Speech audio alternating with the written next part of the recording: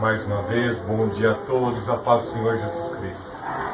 Vamos agora passar a esta parte da liturgia que é tão importante, depois de termos adorado, termos engrandecido, buscado a santificação e a presença de Deus nos momentos de adoração. Agora é hora de ouvirmos o que o Senhor tem a dizer para as nossas vidas.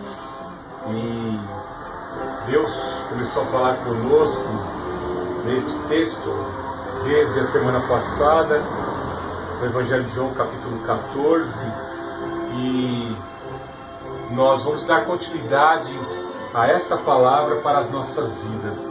Quão importante é nós entendermos que o Senhor Jesus é o caminho, a verdade e a vida. Este é o tema proposto que foi iniciado no domingo passado.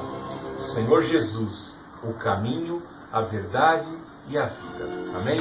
Oremos ao Senhor. Deus Altíssimo, Deus de amor, Deus de poder, louvado seja o Teu nome. Aqui estamos, meu Deus, para pregarmos a Tua palavra. Usa a nossa vida, os nossos sentidos, para desempenharmos este papel, pregarmos, disseminarmos a Tua palavra. Em nome do Senhor Jesus Cristo, nos reveste de poder, nos reveste de sabedoria e de conhecimento. Em nome do Senhor Jesus Cristo, que esta palavra vá de encontro às necessidades de nós, remanescente cristã Filadélfia, de nós, Teu povo, pois precisamos do verdadeiro alimento, pois necessitamos da verdadeira comida, meu Deus, em nome do Senhor Jesus Cristo. E só quem tem esse alimento é o Senhor Jesus Cristo. Só quem é o caminho é o Senhor Jesus Cristo. Só quem é a verdade, a vida, somente o Senhor Jesus Cristo, que personalizou o caminho, a verdade e a própria vida, pois Ele ressuscitou dentre os mortos, vencendo a morte. Ó Senhor Jesus Cristo, usa as nossas vidas, usa, Pai Santo, os meus sentidos, eu os coloco à Tua inteira disposição para engrandecer o nome do meu Rei, do meu Senhor Jesus Cristo. E assim glorificamos o Deus Altíssimo, o Senhor Jesus e o Santo Espírito. Amém. Louvado seja o nome do Senhor Jesus Cristo. Na semana passada nós trabalhamos aqui acerca deste tema, o caminho, a verdade e a vida. E basicamente poderíamos dizer que isso se resume observando o próprio Senhor Jesus Cristo, por Ele assim ser a própria verdade, Criador de todas as coisas. Por Ele, para Ele foram feitas todas as coisas. A verdade plena e absoluta está inserida no Senhor Jesus Cristo. Logo, quando Ele afirma no capítulo 14, verso 6, ser o caminho, a verdade e a vida, notemos que Ele é a personificação destas três verdades. Ele é o caminho. O apóstolo Pedro reconheceu isso muito bem, visto que muitos, quando no Evangelho de João capítulo 6 buscavam a solução para as suas demandas, não terem que trabalhar mais e todas as manhãs terem pão, como o povo tinha quando peregrinou no deserto os 40 anos, o Senhor Jesus Cristo debate e exorta acerca disso, que eles teriam que comer da sua carne e beber do seu sangue para ter parte no seu reino. E vemos que o Senhor Jesus ali tece uma exortação muito pesada sobre a vida do povo que só queria egoisticamente atender suas demandas, as suas solicitações, e o Senhor Jesus Cristo ali os repele, e Pedro é o único que assim declara, quando o Senhor Jesus aponta para os 12, dizendo: e vocês também vão querer me abandonar? E aí nós vemos que Pedro declara: para onde mais poderemos ir, se só Tu tens as palavras de vida eterna? Ou seja, não existe outro caminho, não existe outra solução eficaz e eficiente com relação às demandas da nossa vida, pois entendemos que tudo que é matéria, essa matéria ela vai se decompor, ela está sofrendo a corrupção com a velhice. Nosso corpo sofre detrimento a cada ano, a cada instante, e a cada instante nos aproximamos mais da ceifadora inexorável, que é implacável, que é a morte. E aí entendemos que o Senhor Jesus é o caminho, a verdade e a vida. Louvado seja o nome do Senhor Jesus Cristo. Louvado seja porque o seu Espírito iluminou as nossas vidas e nós chegamos a esta consciência. Não existe outro caminho. A verdade e a vida. Vemos que diante desta resposta que o Senhor Jesus Cristo fez, diante desta afirmação, vemos que os momentos que antecediam esta conversa, esse diálogo, envolvia algumas afirmações que o Senhor Jesus Cristo fez acerca de ele estar se ausentando e indo para um local. É óbvio que o Senhor Jesus Cristo aqui fazia alusão da sua morte, do seu sacrifício, e os períodos de ausência durante aproximadamente ao terceiro dia ele ressuscita. Isso indicava os 3 dias que ele se ausentaria em decorrência do seu sacrifício na cruz. Tudo isso era um tanto que enigmático, tudo isso era um tanto que misterioso para os apóstolos, que não compreendiam ainda a obra do Senhor Jesus Cristo, que a princípio, em sua primeira vinda, haveria de morrer em sacrifício pela humanidade, pelo seu povo, para redimir os seus eleitos, para redimir a sua igreja. Então isso era um tanto que complexo e os apóstolos ficam ali questionando para onde o Senhor vai. Pedro faz uma afirmação que eu vou contigo para qualquer lugar. Aonde tu fores, eu também te seguirei. Esse caminho que o Senhor, ó Senhor Jesus, o Senhor vai seguir, eu também vou seguir. Nós vemos que o Senhor Jesus questiona Pedro: você vai mesmo? Tem certeza, Pedro? Tem certeza que você vai pelo mesmo caminho que eu vou? Tem certeza que você estará firme comigo? Tome cuidado com as suas afirmações, pois antes que o galo cante, você me negará 3 vezes. Está aí no finalzinho do capítulo 13, verso 38 do Evangelho de João.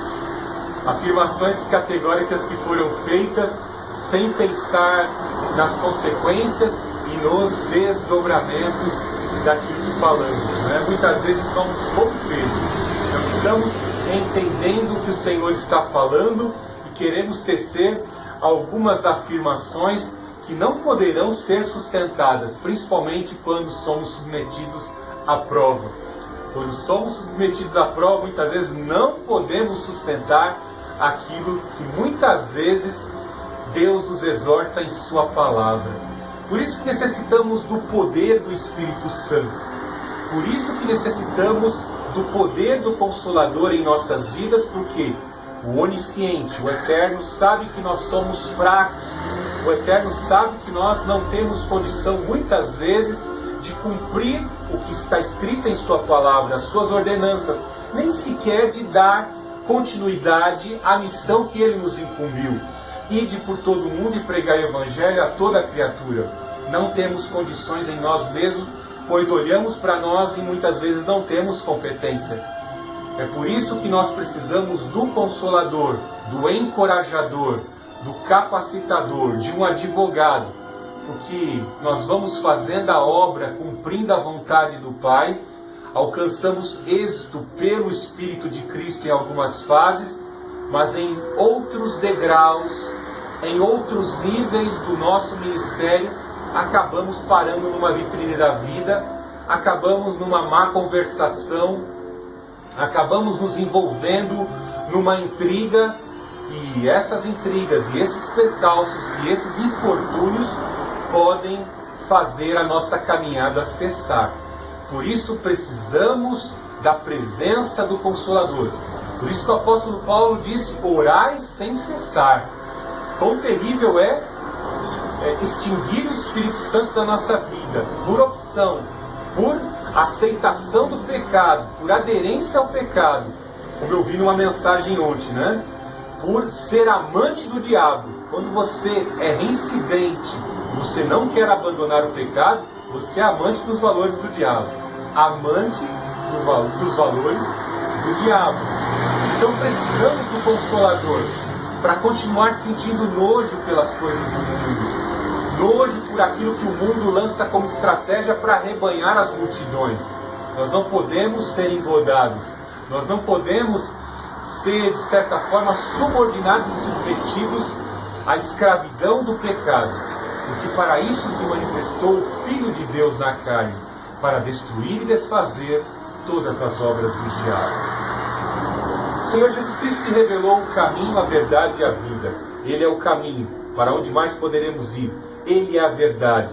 Nele está contido toda a ciência, todo o conhecimento, e Ele é a própria onisciência. Ele sabe todas as coisas. Antes de falarmos qualquer coisa, antes de falarmos qualquer palavra, de tecermos qualquer conhecimento, Ele sabe a origem do nosso pensamento. Ele conhece o desdobramento do nosso conhecimento. Ele conhece o desdobramento de toda a formação ou grupo religioso ou ideológico ou político. Ele sabe o desdobramento daqueles projetos que estão ali sendo articulados. Ele é onisciente. Ele conhece a origem da enfermidade que está no teu corpo, a causa e o efeito. Ele conhece a cura.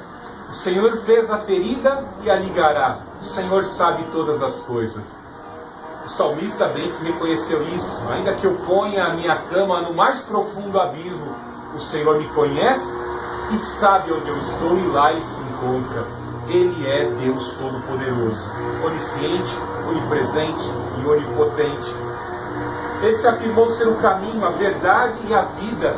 Ele venceu a morte na sua própria carne, derramou a sua alma na morte, absorveu em sua carne as maldições humanas, o veneno da serpente, e com sua ressurreição ressurgiu pelo Espírito Consolador que o ressuscitou dentre os mortos, trazendo o antídoto, um antídoto que assim pode ser apropriado por cada um de nós pela fé, crendo que o Senhor Jesus é a ressurreição e a vida.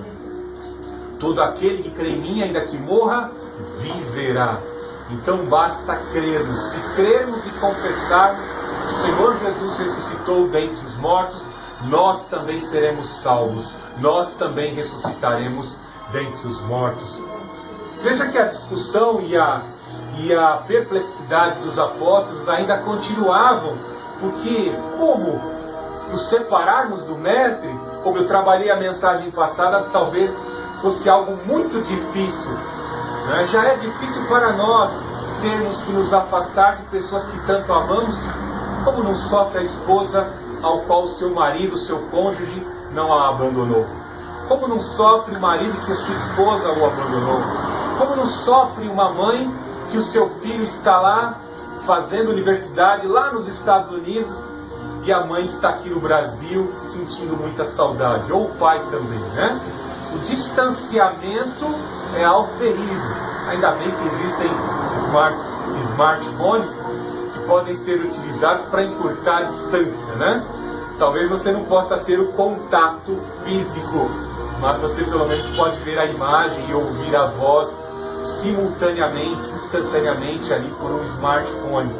Mas imagine naquela época, 3 anos de ministério, muitos haviam deixado sua família, suas empresas.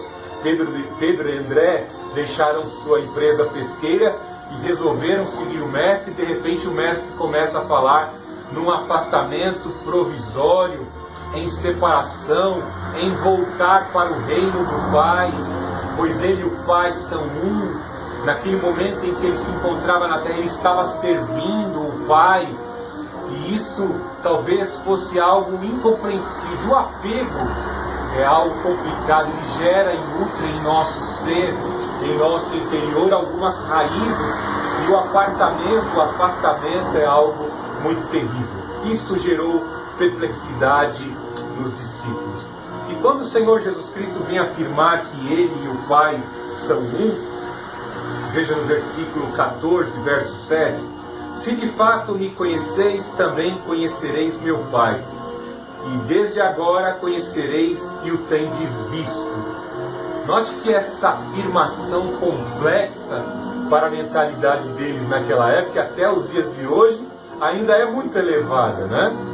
Entender um Deus Altíssimo se limitando a uma figura tangenciada, ou seja, a um ser humano, o Deus humano, o Deus encarnado. Nós vemos que quando o escritor de Hebreus se refere ao Senhor Jesus Cristo, o fala até de homens e a encarnação do Senhor Jesus sendo menor que os anjos.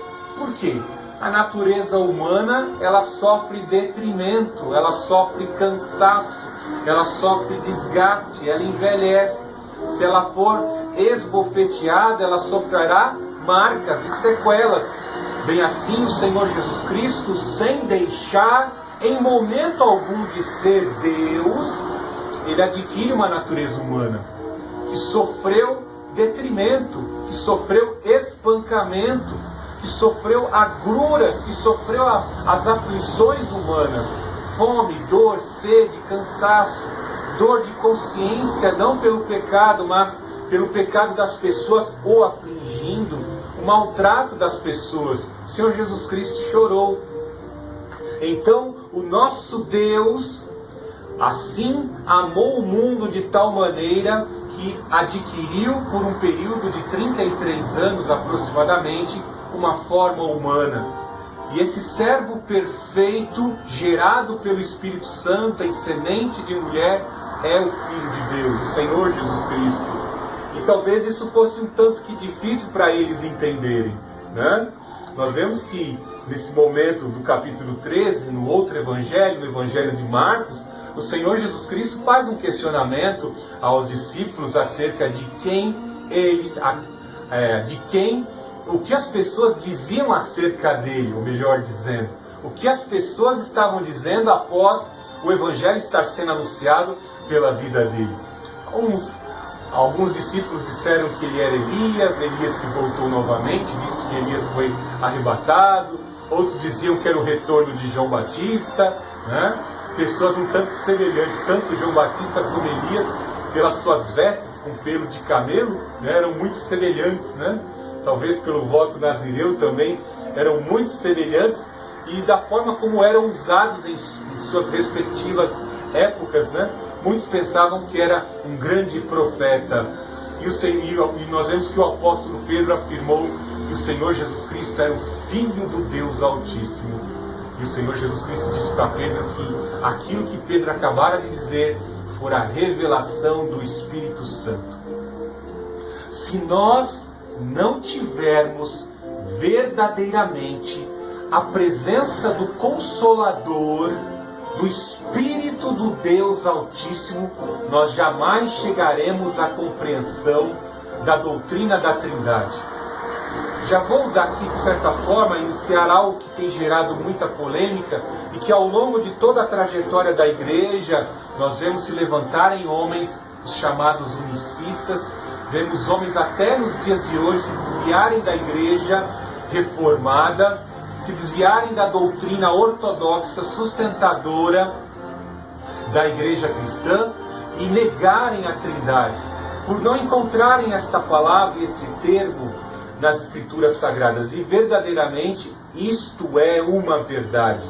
A palavra, o termo Trindade ou Triunidade não existe nas Escrituras.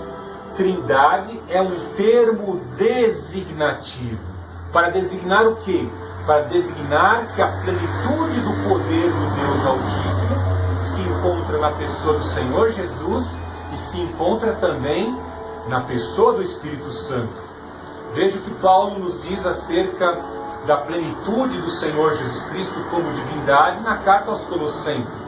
Porque nele habita corporalmente toda a plenitude da divindade.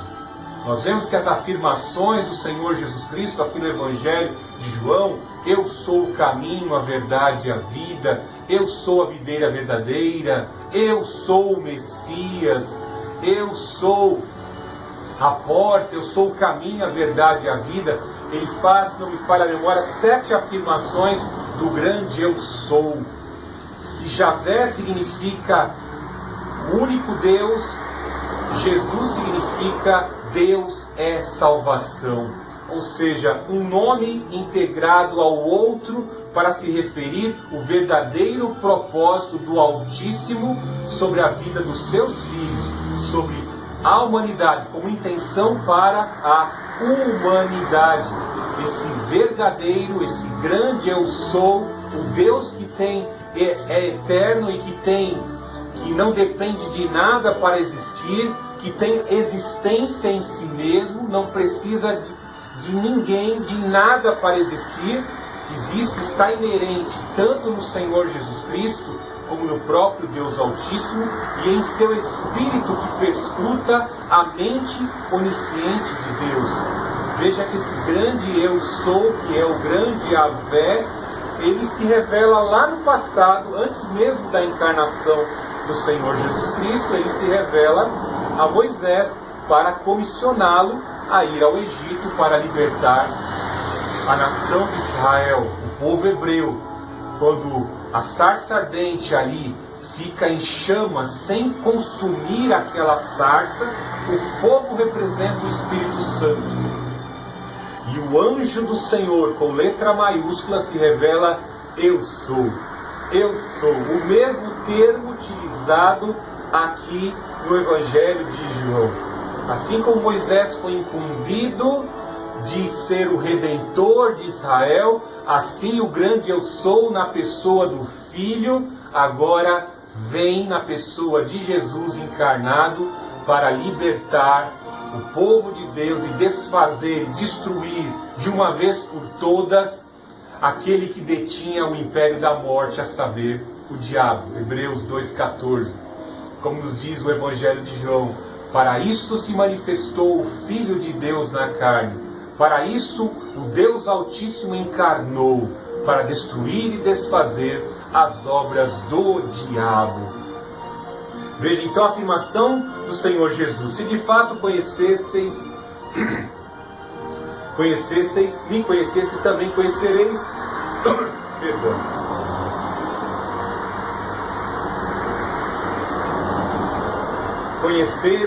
Conhecereis meu Pai, e desde agora conhecereis e o tendes visto. Se você se aprofundar no conhecimento do Senhor Jesus Cristo, o Deus Altíssimo se revelará a você. Entendamos que pelos pecados da humanidade não havia forma de conhecer a Deus, a não ser tomando posse da lei de Moisés.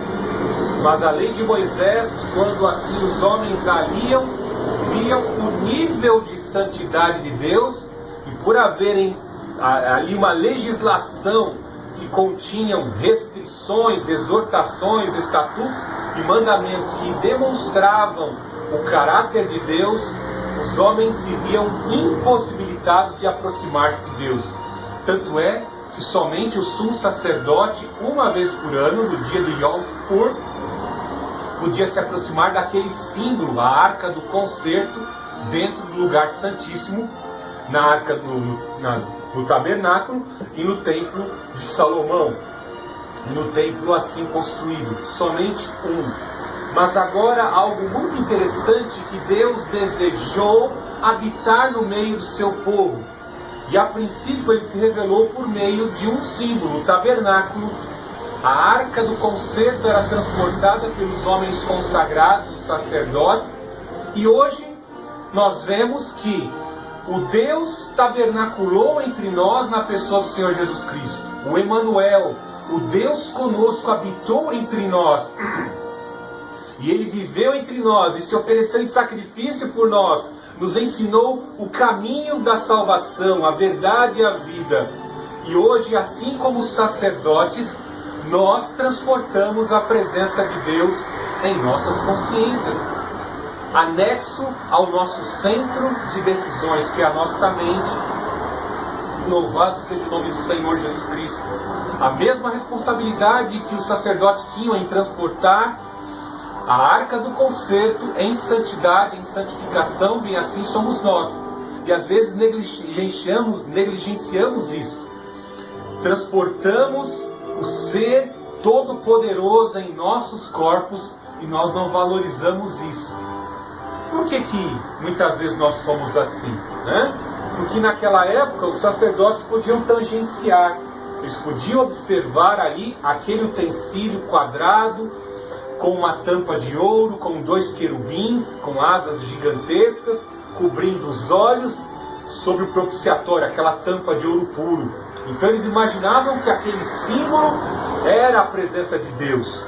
E eles tinham algo que tangenciar, algo palpável, ou melhor dizendo, né? Só observável, porque não podia pôr a mão.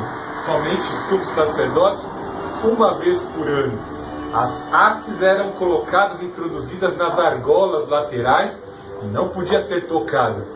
E vemos que quando eles levavam a arca do concerto, a presença de Deus para as batalhas, o Senhor confeccionava na vida deles, produzia na vida deles vitória sobre os inimigos do Deus Altíssimo e os inimigos da nação de Israel. E hoje, por não podermos ver o Espírito Santo, talvez nós sejamos mais negligentes ainda. E algo mais terrível, veja que o escritor de Hebreus, quando nos exorta acerca disso, ai daquele que pisa sobre o sangue e se torna blasfemo do Espírito da verdade. Algo terrível está determinado sobre a vida daquele que zomba da obra do Senhor Jesus Cristo na cruz do Calvário e negligencia, resiste à obra do Espírito Santo. Resistir à obra do Espírito Santo de forma consciente para viver vida reincidente no pecado constitui blasfêmia contra o Espírito Santo. Por que os fariseus blasfemaram contra o Espírito Santo? Porque conhecedores da lei moral, da lei civil, da lei cerimonial, blasfemaram contra o que estava escrito. O Senhor Jesus Cristo cumpriu Isaías 61, o Espírito do Senhor Javé está sobre mim. Um dos detalhes lá é que o Messias tinha poder de efetuar cura dos olhos, fazer os cegos enxergarem, dar liberdade aos cativos, ressuscitar mortos. O Senhor Jesus Cristo cumpriu tudo aquilo, cumpriu todo aquele texto de Isaías 61, grande parte dele, porque uma parte tem uma profecia que ainda não se cumpriu, vai se cumprir no grande e terrível dia da sua vinda. E eles negaram Isaías 61. O Senhor Jesus Cristo, o Espírito do Senhor Javé está sobre mim. Eles blasfemaram contra o Espírito Santo porque não reconheceram que o Espírito do Senhor Javé estava sobre o Messias. E por isso blasfemaram quando disseram que a obra que o Espírito Santo realizava por meio do Senhor Jesus Cristo era pelo Espírito de Beuzebu, o príncipe das moscas das fezes. Quão terrível é! Por isso blasfemaram, resistiram à obra do Espírito Santo, pronunciaram injúrias e receberão condenação maior do que os habitantes de Sodoma e Gomorra. A condenação desses fariseus já foi determinada lá em Mateus 23 e também em Mateus 12. Condenação maior do que os habitantes de Sodoma e Gomorra. Então vejamos que nós temos essa responsabilidade, um consolador sobre as nossas vidas. Veja que ele fala aqui no versículo 8, Filipe, diante da perplexidade de como entender que o Deus Altíssimo poderia estar ali, tangenciado num corpo humano, o corpo do Senhor Jesus Cristo. Talvez Filipe ainda pensava que Jesus Cristo era um profeta usado pelo Espírito Santo, mas não o Filho de Deus encarnado, o Messias prometido pelos Salmos, pelo profeta Isaías. Aí ele pergunta: mestre, mostra-nos o Pai e basta, no versículo 8. E aí Jesus responde: Filipe, há tanto tempo estou convosco e ainda não me conheces? Quem vê a mim vê o Pai. Como podes dizer, mostra-nos o Pai? Tu não crês que eu estou no Pai e que Ele está em mim? As palavras que vos digo, não as digo por mim mesmo, mas o Pai que permanece em mim e quem faz as suas obras. Veja a analogia quando ele fala das obras que o Senhor Jesus Cristo realizou em seu ministério terreno, com Isaías 61, que eu acabei de citar. Ele cumpriu impecavelmente 90% dos primeiros versículos de Isaías 61. Só ainda não cumpriu, como eu disse também alguns instantes atrás, quando o Senhor Jesus Cristo virá efetivamente no grande e terrível dia do Senhor, impor o seu reino eterno. Mas ele deu liberdade aos cativos, derrotou os demônios, venceu esse mundo, deu visão aos cegos, deu liberdade aos cativos, levou cativo o cativeiro, arrebatou os eleitos das mãos do imperialista satânico, do império do mal, Hebreus 2,14. Deteve aquele que tinha o poder da morte, a saber, o diabo. Então o Senhor Jesus cumpriu, e por como ele realizou estas obras? 1 Pedro capítulo 1 vem demonstrar claramente que todos os profetas que prenunciaram, assim profetizaram acerca do Senhor Jesus Cristo, eles receberam do mesmo Espírito de Javé que estava sobre o Senhor Jesus Cristo. Pois todos aqueles, desde Enoque, passando por Noé, passando por Moisés, Daniel, Isaías, todos os profetas prenunciaram acerca de Cristo e também foram participantes das aflições de Cristo. Assim como nós, que temos o Espírito de Cristo, somos participantes das aflições de Cristo. Todo aquele que tem o Espírito de Cristo se torna inimigo desse mundo. Não porque passamos a odiar as pessoas, mas é porque o mundo e o seu humanismo e a sua maldade odeiam a verdade, não querem o Espírito da verdade, não querem receber a verdade, resistem à verdade. Então veja que aqui ele está dizendo que eu tenho o Espírito do Pai, eu cumpro a vontade do Pai, o Pai está em mim. Quem olha para mim e crê nas minhas palavras, crê que o Deus Altíssimo me enviou, que Ele é o Deus Altíssimo, o único Deus a ser adorado. Eu sou o embaixador de Deus, eu sou o porta-voz de Deus, eu sou o próprio Deus aqui na terra, neste momento encarnado. Hoje nós temos o Espírito Santo falando pela minha boca, citando as verdades contidas na palavra de Deus. É o Senhor Jesus, por meio do Espírito Santo, aqui neste momento. Crede em mim, versículo 11, crede em mim, eu estou no Pai e Ele está em mim. Crede ao menos por causa das mesmas obras. Em verdade vos digo que aquele que crê em mim fará as obras que eu faço, e as fará maiores, pois estou indo para o Pai.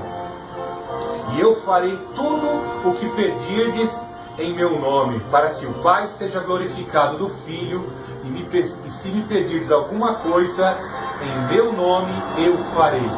É muito importante quando vamos interpretar do versículo 11 em diante, essa palavra servir ao Criador, servir ao Senhor Jesus Cristo, atender à incumbência do Senhor Jesus Cristo, como eu dei uma ênfase alguns instantes atrás. Ide por todo o mundo e pregar o Evangelho a toda a criatura. Nós vemos que em diversas passagens o Senhor Jesus Cristo exorta a mantermos as mãos firmes no arado, porque a vinda do Senhor